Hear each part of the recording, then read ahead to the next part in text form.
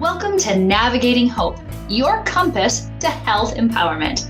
I'm Dr. Jaime Hope, steering you through healthcare, overcoming overwhelm, personal goals, and emergencies. We'll navigate the healthcare maze with actionable insights and real-world advice, unlocking the secrets to a healthier, more vibrant life. Join us to take control of your well-being and make informed decisions for your health and your future. Stay with us as we unravel the mysteries of medicine, wellness, and life's unforeseen challenges, helping you bypass the ER with a dose of knowledge. Stay tuned till the end of the episode with a recap of your actionable insights and a free gift. Let's chart a course to your well-being together. Hey everybody, welcome back to the show. I am so excited to be joined today by the amazing Alison K. Now, you'll see her full bio in the link, which is quite extensive and quite impressive. In addition to being the podcast host of The Ultimate Journey of Self-Care and creating the best client experiences. Did I get that right? Yeah. Creating the world's best client experiences, because we got to go big, right? You have been the founder and CEO of your companies.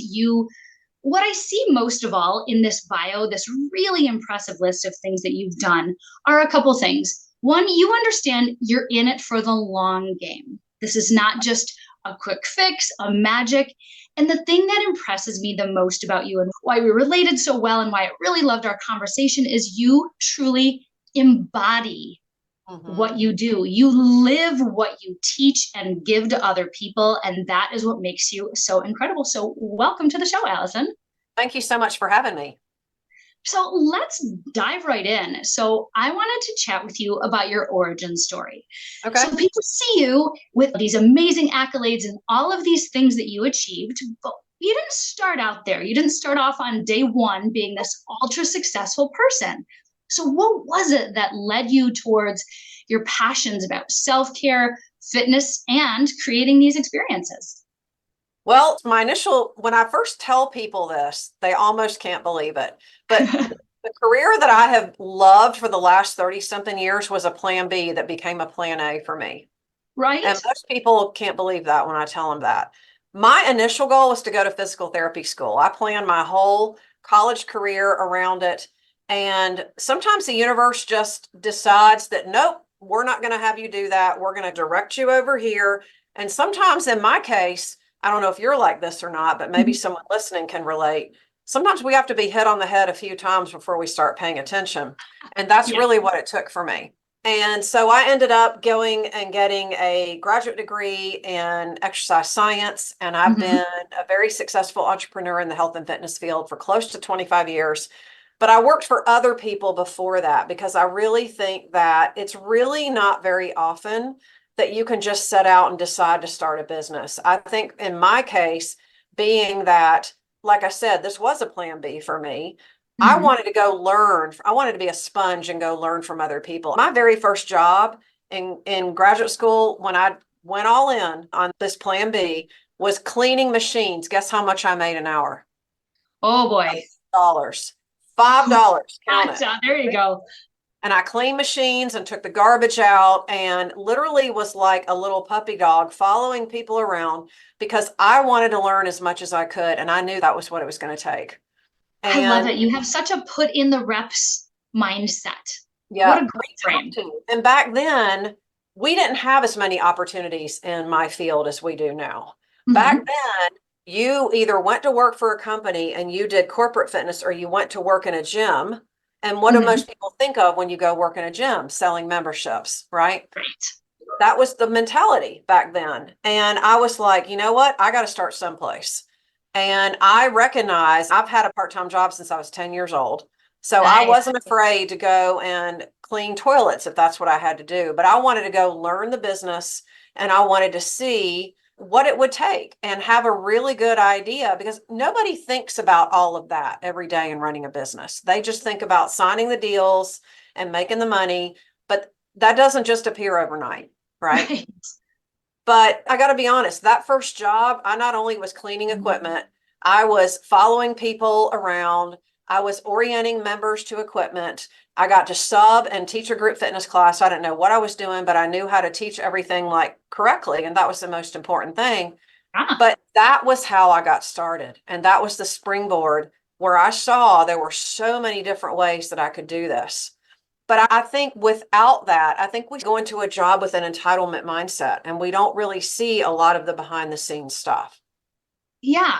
And I Yeah. think that's really important to see somebody with your level of experience and success and accolades to Uh-huh. be willing to talk about it. You do have to go in, you have to wipe things, you have to clean. Yep. My first W-2 job was scrubbing pans at a Taco Yep. Bell. Like Totally. keeping that humble Yep. mindset and putting in those reps.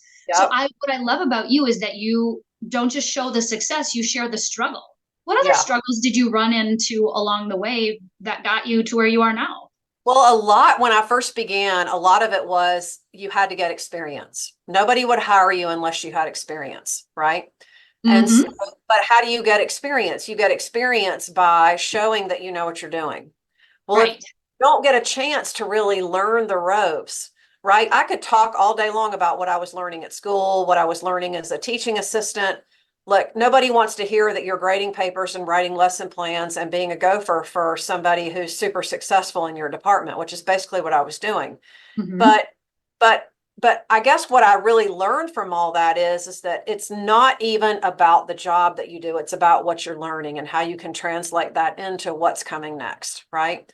So for Yes. me, once I finished, once I decided that I was done at that first job, like the $5 cleaning equipment, don't get me wrong, I was grateful for that, but I was ready Yes. for something else. And so being a TA, I got to talk to a lot of people in the department, and we would have people call our office and say, hey, I'm looking for somebody to work out with me. Can you Mm-hmm. recommend somebody? And of course, back then it was like $20 an hour for training.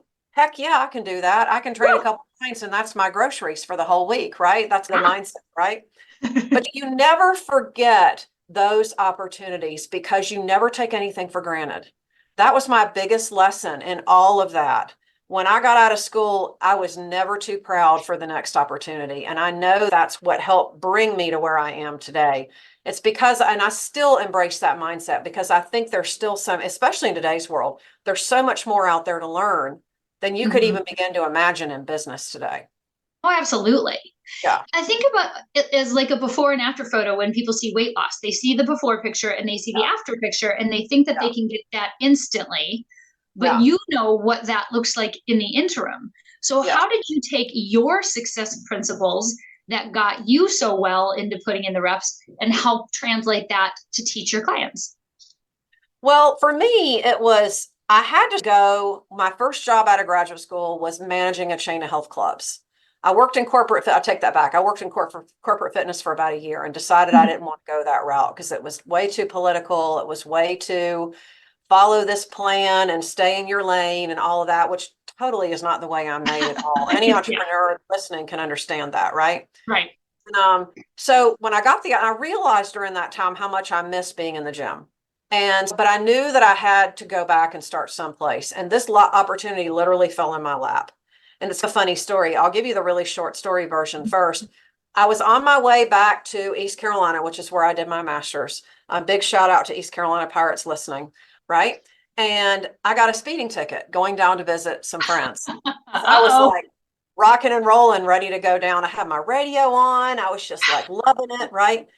And then I got pulled over and I thought, great, this is kind of a bummer. So anyway, my court date was like 4 or 5 weeks later. So I got the day off from work and I knew that I was leaving my corporate fitness job. I'd already put in my notice and everything, but I was giving my boss plenty of time to find somebody for my replacement, right? And so he said, take the day off, just go do what you need to do. I know that you're putting resumes out and everything. So what did I do back then? That's when we actually read the real newspaper, right? Anybody listening can remember that, right? So I opened the newspaper and there's this ad for a program director for a brand new health club that's getting ready to open its second and third location. So I thought, okay, universe, I hear you. This is my next opportunity, right? So I had some copies of my CV in my car. And so after my court date, well, after I got all that taken care of, I'd left my CV at the gym and the owner wasn't there. But when I got home, it wasn't an hour later that I got home, he called me and he said, I'm very impressed with your resume. When can you come and talk with me? I went and met with him and his wife the next day. They took me to dinner 2 nights later and made me an offer. And so that was my next job, but all just worked out. A speeding ticket turned into an opportunity. I'm not telling anyone to go out and get a speeding ticket, but what I'm saying is that you talk about the opportunities that you never know what is going to happen, right? Nice. So I did that for a little over 3 years. And then I decided finally to start my own business. And what I already knew was that number one, I really wanted to work with people on helping them really get in shape. I wanted to give people great customer service. I have my own ideas on how to do that. And I knew enough about business and how to make it work that I just knew that I had to try it. And I'm sure anyone out there listening that's older that can relate to this. There's a point in our life where we think, if I don't do this now, I'm not going to do it. Absolutely. No, and that's what it was. So I thought I'm going to give myself a year. And if I can't make this work and I'm just hand to mouthing it and I just can't really see a future, then I'm going to go find a job then. But that's why I have amazing credentials behind my name, because I know that I've always got that to fall back on. And I really believe in that too. So anyway, so needless to say, that was 25 years ago. So and the rest is history. That's but right. You set a big goal. You gave it guardrails so you would feel safe. If it doesn't work out in a year, I'm going to do something else. And then you poured yourself into it. Yep, absolutely. Well, I had $1,000 in the bank. I didn't go borrow any money. My parents thought I had lost my mind because I had just worked so hard to get this amazing master's degree and had all these great work credentials and had several certifications too on top of that. The education wasn't the problem. And so my parents, of course, what do you think the first question was that my dad asked me? Can you make a living? Right, absolutely. Right. And I was like, you know what? I don't know, but I'm going to find out. I've always figured it out. I've always known that about myself. I will always figure it out. Sometimes I don't know what that's going to look like right now, but I know that I'll figure it out. I've always believed that deep down in my core that I'll figure it out. And I did. I took my savings. I cut back on everything that I needed to do. I just needed to make enough money to pay my mortgage and to put some, money in the bank. My student loans were paid for. My car was paid off. I really didn't have any major obligations to speak of. So I thought, this is the perfect opportunity. Only problem was there was no internet. We barely had internet back then. Right. No social media. My business card I made on my computer. I made a printout and I have created a Hotmail address for myself. Hey, Hotmail. And I went around knocking on doors the old fashioned way. And I was burning up my phone every day, making phone calls. That was the one thing I learned being in the gym business, is that you got to be talking to people every day. And that's still one of the things that I teach my entrepreneurs today, is that you have to be doing reach outs every day. Every day you have to be reaching out to people. And that's such a consistent part of your story and a consistent part of who you are. It's that work hard, that personal touch, and that experience that you give. But what it also does, and what I really want your listeners to hear when I say this is, it's not always about the things you're doing every day. Because I listen to people, and I'm sure you do too, really successful business owners, that these are my 5 success tips. These are the 5 things I do every day. This is my morning routine, and I never deviate from it, right? But here's the thing, though. It really doesn't matter what those steps are. Okay. What matters is that you do what is necessary to build the belief within yourself that you can figure it out. As an entrepreneur, there's not a one size fits all template to get you to where you want to be, right? You have to figure out the balance that works for you. But here's the thing. You always have to bet on yourself.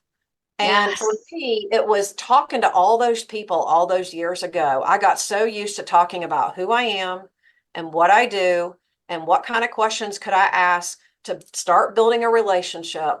It's like it's so natural for me to do that with people that I don't even think about saying, here, buy my stuff, which is what a lot of people do today. Oh, yeah. And look, at the end of the day, people want to do business with people they know and trust. But people want to feel like they know you before they even think about giving you their money. Messages were bombarded. People are sending you private messages, which is immediately, hey, you buy my stuff, as opposed to any form of relationship creation. Well, and it's really, tell me about you. And look, some of that can sound cheesy after a while too. I've gotten to where in this AI age that we live in, and you can probably relate to this, you probably get several messages, whether they're emails or Facebook DMs or something on LinkedIn or whatever. And they're like, hey, if you're anything like me, you probably like this or whatever. And you just know automatically that it's like a recycled cut and paste type thing. But for me, it's always about, I always want to feel like I know the person that I'm talking to first before I say, you know what, I have this great program that I think would be a really good fit for you. I can't do that in the first conversation that I have with somebody. Now, if they ask me, how can I work with you? Then I'll say, why don't we do this? Why don't we set up a consultation where I can learn more about what your goals are? I'm not just going to say, here, buy my stuff. And unfortunately, a lot of business owners still don't get that, I think, today. You're really taking the principle of diagnosis before prescription. Right. Pretty much. Which is a really important order to do that. Yeah. Well, here's a little golden nugget I'll leave for your audience. And maybe you've read this book too. It's a series of books. It's called The Go-Giver. It's one of the best series of books to read if you're in business. They're 3 little short books. You can probably read them all in a weekend. But it is an amazing principle where it's based on service and generosity first, which are 2 of my core values. And it's about how much can you give away before you ask for business. Because people, Nice. what do they always say? People don't always remember what you say or what you do, but they will remember how you made them feel, right? Absolutely. And that's super important. And I can just picture, because you embody your principles. And I see a lot of patients, I know you've worked with a lot of people, they're at the beginning of a fitness journey or a health journey. And when you see the picture down the road, it can feel so big and so intimidating. So far away too, right? Yeah. So can you share some of your magic sauce and how that mindset so people can see themselves here, but also know they're going to have to work to get there? I'm really glad you asked me this because I feel like there's a lot of people in my industry in particular that really are not doing a very good job of this. I think people are still very good at, you know what they always say, you got to sell the result. People buy the result. They don't just buy the program, they buy the result. But where I jump in, I say, not necessarily. People buy you. They don't always buy what you're selling, they buy you. So they have to believe in you. So in order for people to believe in you, you want to, number one, be relatable. You want to make sure that people understand that people know that you hear them, that they can trust you, and more importantly, that they feel safe. And how do people feel safe? They feel safe when they feel like they're heard, right? And they feel like they're not feeling like they're being sold, they're being pigeonholed into something that may or may not work for them, that kind of thing. But to answer your question, to get back to your point, for me, it's always about, all right, you know what? I love it that you want to lose 100 pounds. I'm making that up, but let's use that as an example. Love it that you want to lose 100 pounds. Okay. So let's look at what you really like to do first. So I always want to get people excited about what they already enjoy doing. You want to know why? Because they're going to be more motivated to do that, right? Absolutely. The first 30 days, the big goal is great. Whatever you need to motivate yourself, great. But the first 30 days, you know what I want you focused on? Getting in a routine. So what does that look like? So if you're not used to exercising, I'm not going to tell you got to strength train with me 3 days a week. Now, if you want to do, that's great. We can go that route. But most of the time it's about, let's take 15 minutes, 20 minutes, and let's start with that. Let's get really good at doing that, because not only does that build confidence, but it allows them to build belief in themselves. Yes, absolutely. Once they build that belief, then guess what? I'm in. Because you want to get them a win. You want to get them a win from the beginning. Something easy that they can manage, that they can swallow, that they can get their arms around. And then they're like, you know what? I think I can probably do this. Okay. Because sometime in that month, there's going to be a problem. There's going to be a chance where they fall down, where they have a crappy week, where nothing goes right. They have a fight with their spouse, or nobody in the house is participating. Work is going in the crapper. It's like they're going to have days where nothing goes right. And you know what? That's where you have to dig into your belief and get yourself back on. So that first month, it's all about routine. It's all about routine. It's talking about the routine. It's talking about where we're going. It's not talking about where we've been. It's not talking about things that haven't worked. Because guess what? Your brain's always listening, right? Yes. Let's talk about what we're creating. let's talk about where we're going over here. And that's my job, is to keep you like focused on that. Very nice. And that what you just said, whether it's lose 100 pounds or start a business or become an effective caregiver for your mother, all of those, whatever that goal is, that process works. Well, and it's also in there. We want to create a policy, procedure, whatever you want to call it. That's the academic in me coming out with those terms. Yeah, I love but it. we want to create a process where we're celebrating the wins too. So you know what? You've had a week. Guess what? You've stayed on track. You've gotten everything done. Guess what? You know what? I don't want you worried about it tomorrow. We'll go out and have some fun and enjoy yourself tomorrow. What does that look like? Hopefully, after a while, when you figure out that what this fit lifestyle is something I think I could really wrap my head around, because I can do it my way. And you know what? Building this business over here where I'm using in person and online, even though I'm not completely sold on it, I can really see the benefit and the value of it. And it's really not as hard as it's made out to be, because you know what? I don't have to do what Susie Q over there is doing. I can just do the things I want to do. Yes. So we want to celebrate those wins. And I think that is really important. We want to celebrate the wins. I once heard somebody say lower the bar, and I have to admit the big achiever in me was so offended at first. I'm like, what do you mean? But they were saying lower the bar on what you're willing to celebrate about what you've done. And so you take the mindset, getting people enrolled, getting the wins, getting them confident as part of your experience. So you were talking about it in the personal training world, but as I mentioned in your bio, you also do that in the business world. So I would love for you to share how you do a hybrid model in terms of a business experience for people. Well, first off, let me just state the obvious in the room. Why are we even talking about the hybrid model in today's world? Because of what 2020 did to so many people in terms of their lives, their businesses, just what we know in general. Look, the healthcare industry has changed. This is where thank goodness for telemed, right? To some degree, right? But for my industry, other than the travel industry, I think my industry was hit the hardest, because there were so many people, myself included, who operated to a large degree being in person, face to face in some regard in their business, whether it's one-on-one, small group fitness, experiences, whatever. Okay. And even though I was already online to some degree, that has to have been the worst year of my professional career, not to mention all the personal challenges that went along with it, because everything that I knew and believed was questioned. That was the only year that I really questioned if I could actually make my business work anymore. And I had to really dig deep and find that version of myself in 1998 that called my folks one Friday night and said, I think I'm going to start my own business.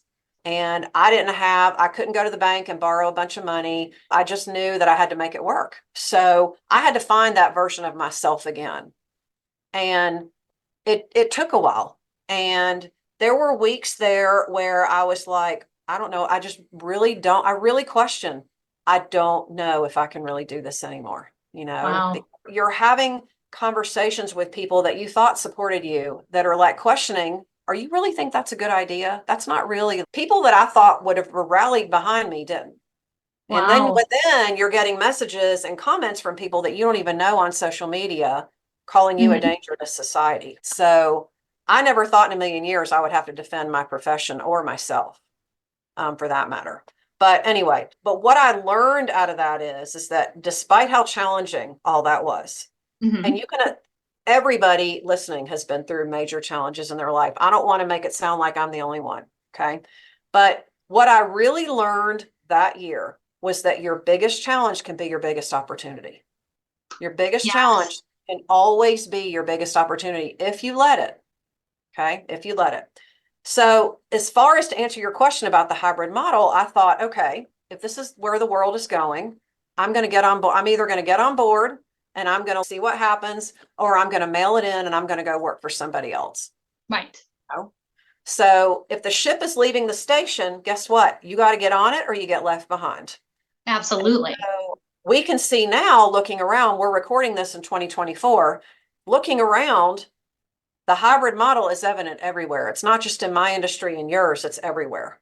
And so my prediction, based on people that I've talked with, people, not just in my industry, but even in other industries too, that having some working combination of online and in person is not only going to be nice to have, it's going to be critical for success for the future. Critical for success. Absolutely. And it doesn't mean that you have to go out and create 10 different ways that people can work with you. I think that's a BS thought that a lot of business owners have. They think, I've got to go and be on social media all the time and send 11 emails on a daily basis and be here and be there. And I can't do that. And I don't want to hire people to do that. And so I'm just going to go back to what I was doing. All right, that's all well and good. I don't blame you, because it does sound like a lot of work. But here's the thing. One of the things that I teach is that we look at what you're already doing every day in your business and we figure out different ways to monetize that online. Because 90% of people today go online before they make a buying decision of any kind. So let that sink in. And if Oh, you're yeah. not online connecting with people and building an audience, you're missing out on the opportunity to help thousands of people that need you, that are looking for someone like you. That's my message to anyone listening. Yes. And even for those people that are looking for an in-person experience, they're going to find it online first. Yep. Yep. Well, and Alison, one of the things that you and I were discussing in our previous conversation was those in-person events and experiences. They can certainly be done well, Yep. and they can be done less effectively. But Yep. first, I want to frame this conversation for the listeners. What is the difference between a vacation and a retreat? I'm so glad you asked, because anyone that knows me and what I like about retreats knows that I will rail on this one thought for as long as you give me airtime. But I'm going to spare your audience of that. But what I'll say is this: why do we go on vacation? Why do you think we go on vacation? Relax, unplug, time away. Right. Get away. Get away. Get a sunburn if you're me. But here's the thing, though. When we go on vacation, what do? We typically do things. We typically may or may not do some of the same things that we do at home. Mm-hmm. But typically what we do is we indulge in things that maybe we're not interested in pursuing long term, or we do things that we end up having to double back and make up for when we get home. Example, we might eat and drink things that we're not accustomed to doing. We stay up later, we sleep in, we stay out in the sun all day if you're beach people. And look, nothing is wrong with any of that. We are human beings living a human experience. I'm not going to tell anybody not to have an amazing time on a vacation. We all need vacations, but it doesn't change anything for you. That's what I'm trying to say. Right. If anything, you get home and you need a vacation from your vacation. Why? Because you're tired. Every time. Because you're tired. And you know what? You're used to being a cruise director and planning everything, right? When you go on a retreat is about change. It's about embracing that next version of yourself. It's about challenging your boundaries and doing things that maybe you're thinking about doing at home while you're living life and doing the 50 million things that you're committed to on a daily basis. But when you go on retreat, it's about that next version of yourself. And the only way that we can embrace that is when we get out of our current environment and we go into a new environment, one that's somewhat controlled, where we don't have to make a lot of decisions every day about what we're going to have for breakfast and where we're going to go for lunch and what we're going to do for dinner and who's picking the kids up and what about this and what about that and what about the church obligation that I'm committed to. We're not doing any of that when we're on retreat, right? So it's an opportunity to step into that next version of yourself. So it's about transformative change. It's not about temporary change. That's the big difference that I want to highlight. Yes. And either one of those can be done on a beach. So if you're going to spend a week on a beach, would you like to come home a little tired, or would you like to come home transformed in a way that will enhance your future self? Well, yeah. And it's about stepping into that next version of yourself. What I always teach on my retreats, I use a compass in all of my teachings. And one of my signature retreat exercises is what I call the compass walk. And we always do it using a compass. And it's always about the direction to your future, right? Finding the direction to your future self, right? And each point on the compass has a different step in my system. And most people, if you ask them, they say they pretty much know what they're good at, right? Mm-hmm. They know what they've been successful at doing. They know what's easy, what comes easy to them. but they're also really quick to point out where they either don't give themselves enough credit, where they don't put enough time, what needs the most work, right? And in order for that compass to really direct us into the future place where our most abundant self lives, and newsflash, that person is in the room with you right now. And the only reason that you haven't met him or her is because of how you're living and how you're being right now. Mm-hmm. So our job, my job on retreat as a facilitator and a leader is to help show you not only how close that is, but the most direct path so that you can join him or her. That's awesome. Because we have this crazy notion of time because we live a human experience. We tend to make decisions and we have thoughts and decisions and we make major changes in our lives based on what we see with our human eyes. How much money's in the bank account?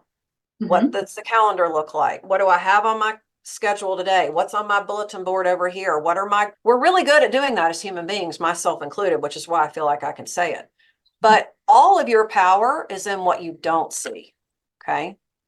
All of your power is in what you don't see. So it's about feeding that future vision and then looking at the thoughts and decisions that you're living with today and how close in alignment is that with your future self. That's what we look at on retreat. Nice. And so people can come to your retreats if they're looking for an opportunity. But for the business model, for people who are looking to incorporate retreats as part of their business, tell me about that. Well, I'm so glad you asked because this is something that I'm obviously super passionate about. I love your passion about this. And what I feel like, I feel like now, I'll just preface this by saying, for the first time since 2020, I feel like people are really open to a new experience. People are ready to travel. If you've been anywhere in the last month or 2 months or this year even, the airports are packed, the flights are packed. Everybody wants to go somewhere. Everybody wants to experience something, right? That's a good thing.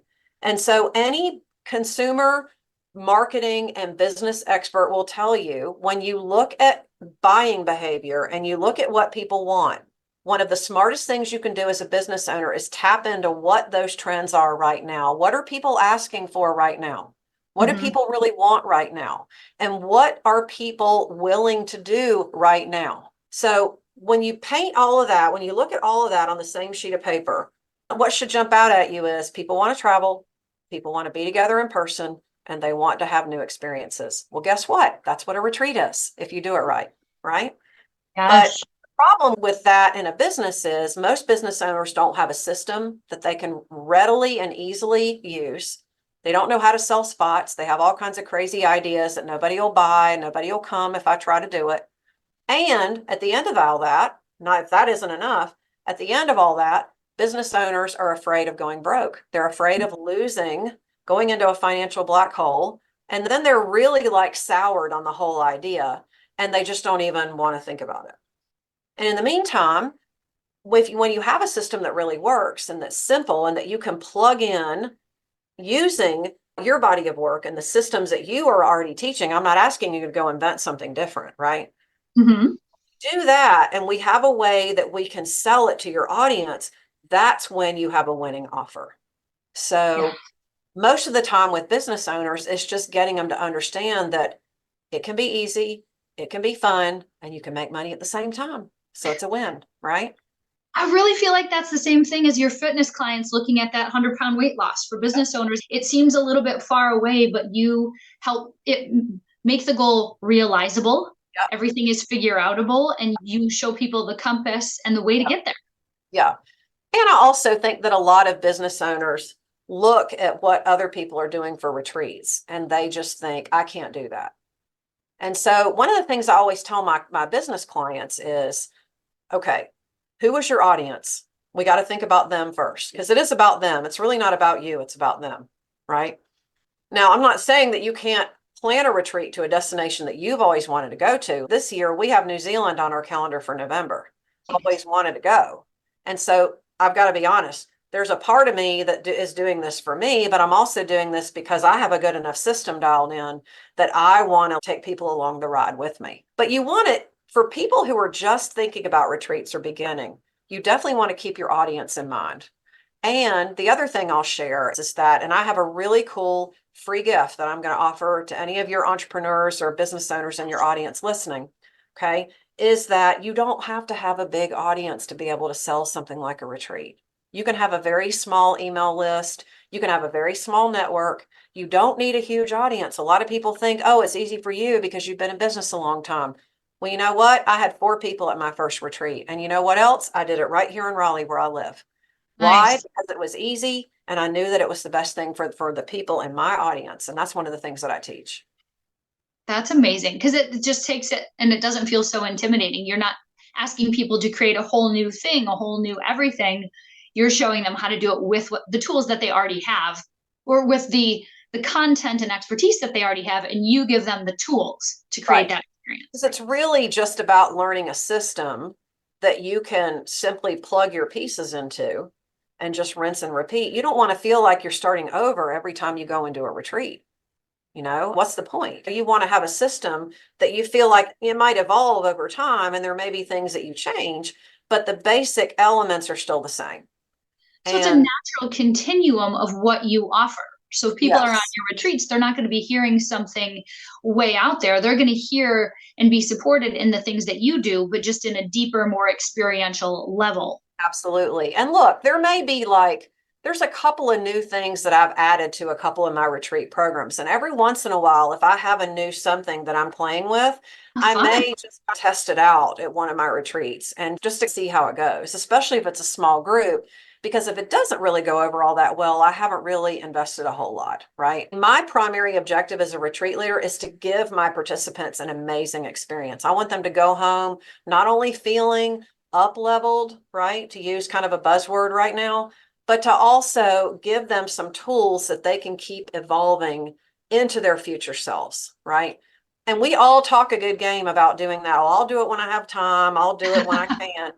But that's just coach speak and code words for it's not important enough right now.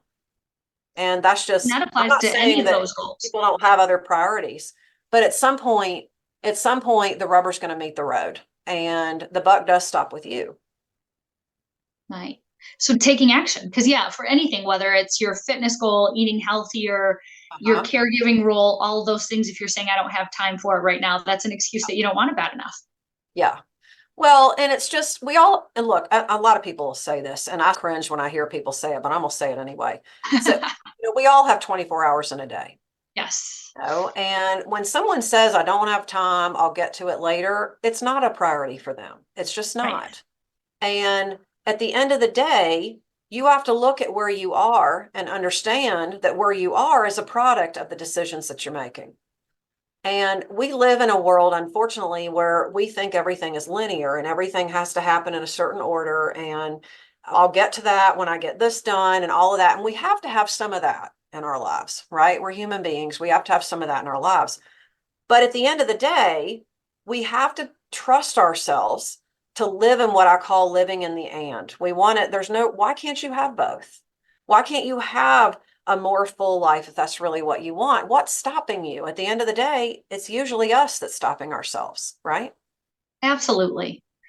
So as we're wrapping up, this has been such a fun journey, how you started off in the struggle. And thank you for sharing that because truly some people see the after picture and never realize what kind of work went into the before Yep. that got you there. So I have huge admiration for leaders like you. I like results leaders, not thought leaders, because you get results that share that and you can hear it. The listeners can hear it throughout your story, throughout what you teach, throughout what you give, your consistency. You embody your principles and you really, really, truly live it and give it to other people. Yep. So, what takeaways do you have for the audience as they want to be more consistent and embody their goals like you do? You just have to stay the course. And I know that everybody says that, but let me just give a little background with that. I think sometimes we want to give up when we feel like we give ourselves a time period to, I'll stick with it and see what happens. Mm-hmm. Let me just see how it goes, right? This is what so many people say. And I feel like so many people quit and give up right about the time when things could start to break for you, right? Mm. But why do? We do that because we become accustomed to believe that things happen quickly. that if we Yes. do all the right things, that everything will work out for us. And when they don't, guess what? It's somebody else's fault. That wasn't meant to be. It wasn't like the way it was supposed to be. This just isn't the right path. Okay, well, what if all that weren't true? I fundamentally believe that so many people give up before they even have a chance at tasting what the success that they want can actually look like. And as hard as it is some days, this is where you have to dig into your belief. This is why belief is so important to have, not just on any health and fitness or medical journey, but for any entrepreneur or business owner listening. You have to literally be so okay with releasing from the outcome the way you think it should look.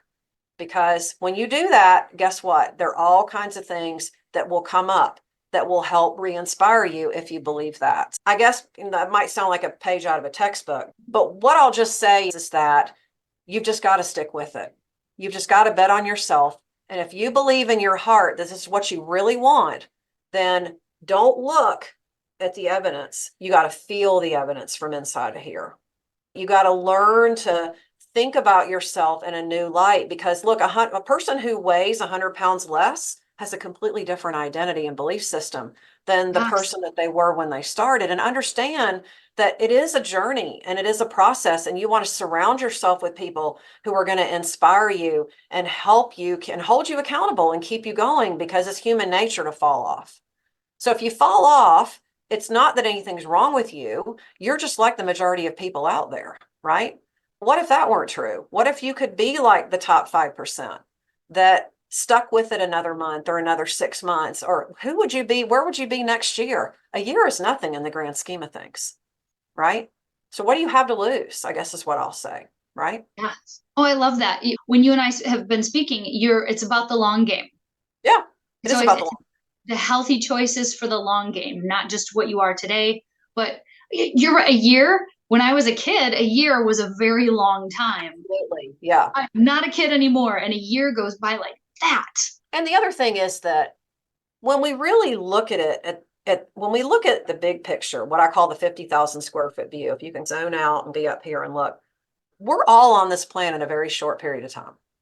And if the last 4 or 5 years have taught us that, is that none of us know when our dance card is going to be called. And so I just think that you have to live your life with intention and understand that it takes as long as it takes.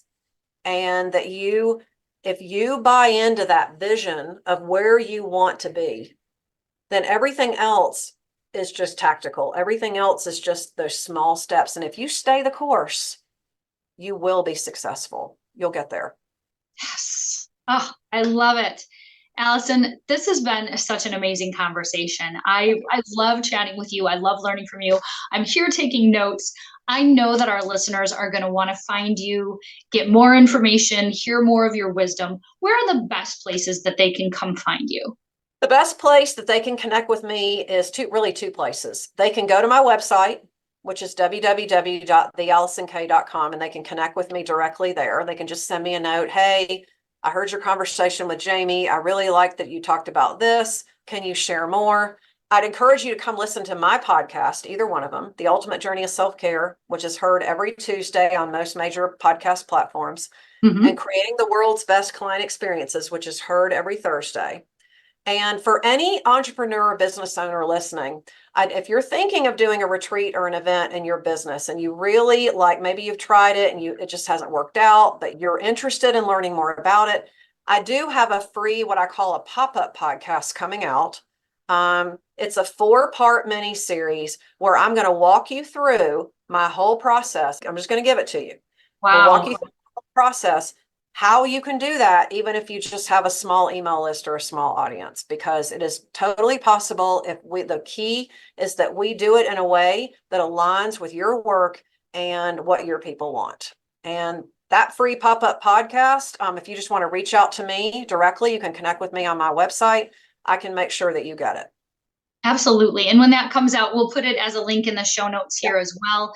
And I'm going to share that with everybody I know, because there is so much value. There are people who teach short-term rentals that could do a retreat for their clients. It's not just in the wellness industry. Totally. Absolutely. This is useful for any type of industry. My listeners who are a caregiver for a family member, a parent, a busy, harried person who's exhausted, going on a retreat can be that transformative thing that you need. So huge amount of value there. Well, and we don't do ourselves any favors by being the martyr. I know I'm just going to keep going.